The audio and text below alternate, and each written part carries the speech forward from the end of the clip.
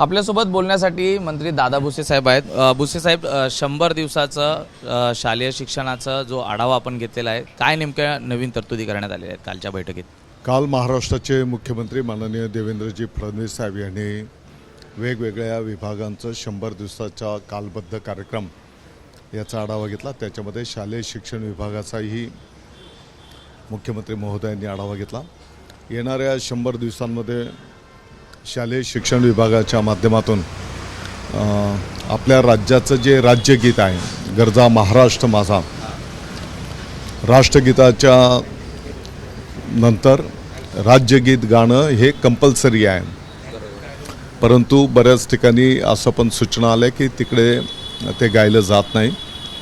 सर्व माध्यमांच्या शाळेमध्ये गरजा महाराष्ट्र माझा हे राज्यगीत गाणं हे बंधनकारक आणि त्याची प्रभावी अंमलबजावणी करणं प्रायव्हेटपासून म्हणजे खाजगींपासून सर्व शाळांमध्ये सर्व माध्यमांच्या शाळांमध्ये हे राज्यगीत गाणं बंधनकारक आहे, अनिवार्य आहे। त्याप्रमाणे त्याची अंमलबजावणी केली जाईल। मराठी भाषा हा विषय प्रत्येक शाळेमध्ये शिकवणं हे बंधनकारक आहे, त्याची पण प्रभावी अंमलबजावणी केली जाईल। प्रत्येक शाळेचा परिसर हा स्वच्छ असला पाहिजे। त्या परिसरामध्ये विद्यार्थ्यांच्यासाठी पिण्याचं पाणी, स्वच्छतागृह याचं प्रभावी अंमलबजावणी संपूर्ण महाराष्ट्रामध्ये त्या ठिकाणी ऑलरेडी आहेत, परंतु परत एकदा ते व्यवस्थित करणं हा एक ड्राईव्ह संपूर्ण राज्यात केला जाईल। शालेय शिक्षण मंत्र्याच्यापासून तर आमच्या केंद्र प्रमुखापर्यंत प्रत्येकजण जास्तीत जास्त शाळेंना भेटी देऊन तिथलं पाहणी करणं आणि आपल्याला जे काही अपेक्षित आहे की पहिलीच्या विद्यार्थ्याला साधारणपणे अंकांचं माहिती प्राथमिक पातळीवरचं ज्ञान मिळालं पाहिजे। क ख ग घ ABCD याचं प्राथमिक ज्ञान, दुसऱ्या तिसरीमध्ये ते वाचन करता आलं पाहिजे, लिखाण करता आलं पाहिजे। या दृष्टिकोनातनं आढावा घेतला जाईल आणि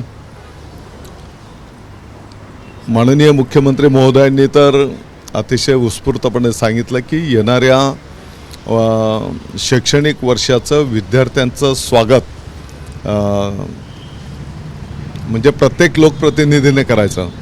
त्यांनी तर असं सांगितलं की मला पण कोणत्या शाळेची जबाबदारी द्या, ते स्वतः विद्यार्थ्यांचं स्वागत करण्याच्यासाठी पहिल्या दिवसाचं ते उपस्थित राहतील।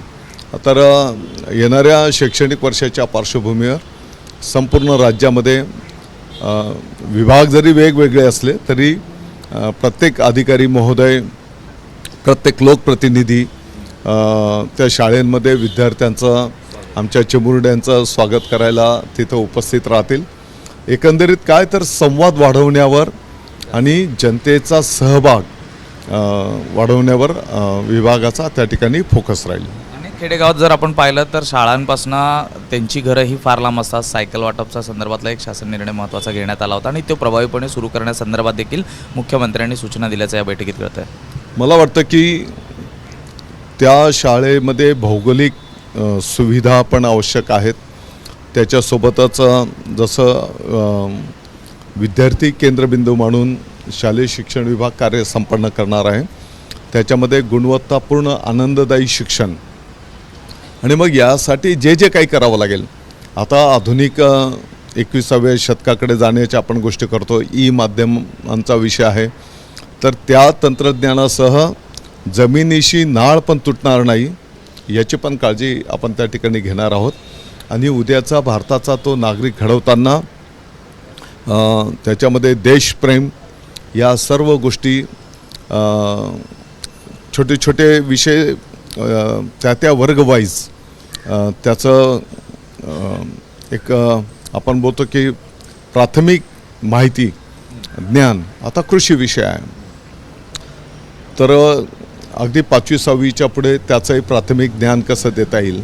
आणि या वर्षामध्ये आम्ही पुढच्या वर्षापासून CBSE पॅटर्नचं चांगल्या गोष्टी आपल्या मराठी पॅटर्नमध्ये पण आपण सहभागी करण्याचं म्हणजे पूर्ण त्याचं नियोजन झालेलं आहे. त्याची अंमलबजावणी पुढच्या वर्षाच्या म्हणजे 26-27 25-26ला, कारण आपले शिक्षकांना पण ते प्रशिक्षण द्यावं लागणार आहे, अभ्यासक्रम बदलणार आहे, तर एकदम सर्व सडन चेंज होऊ शकणार नाही आणि म्हणून त्याची ह्या वर्षभर आम्ही पूर्वतयारी करणार. कदाचित पहिल्या इयत्तेला चालू वर्षाला आपण CBSE पॅटर्नवर जाण्याचा विभाग विचार करतो आहे आणि पुढच्या टप्प्यामध्ये 1 किंवा 2 टप्प्यामध्ये CBSE पॅटर्न ज्या चांगल्या बाबी आहेत त्याचा समावेश आपल्या शिक्षणामध्ये त्या ठिकाणी केला जाईल. प्रामुख्याने राजकीय प्रश्न थोडं महत्त्वाचे आहेत. काल शिंदेंचा एक रंगशारदा येथे एक महत्त्वाची बैठक झाली आणि बैठकीमध्ये ठाकरे स्मारकांवरती उद्धव ठाकरे यांची नियुक्ती जी होती त्याला विरोध करण्यात आलेला आहे आणि तसा ठराव देखील पारित करण्यात आल्याचं कळलेलं आहे. त्यावरनं संजय राऊतांनी टीका केलेली आहे की आम्ही दिल्लीचे जे तळवे आहेत ते चाटत नाही, आम्ही त्यांच्यासोबत उभे नाही, आम्ही स्वाभिमानी आहोत आणि आम्ही स्वाभिमानाने बोलतात. हे बोलणारे बोलके पोपट मला आहेत. वाटतं की संजय राऊतांनी जर स्वतःच्या तोंडाला लगाम घातला, आवर घातला, तर मग संक्रांतीच्या शुभेच्छा. तर कोण समोरून पण कोण असं बोलणार नाही, परंतु त्याची दररोजची जी पोपटपंची असते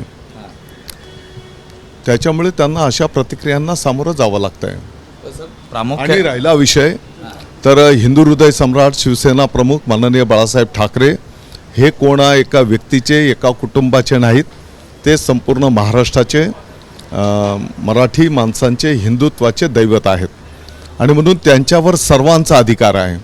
एका कुटुंबाचा, एका व्यक्तीचा त्यांच्यावर अधिकार नाही.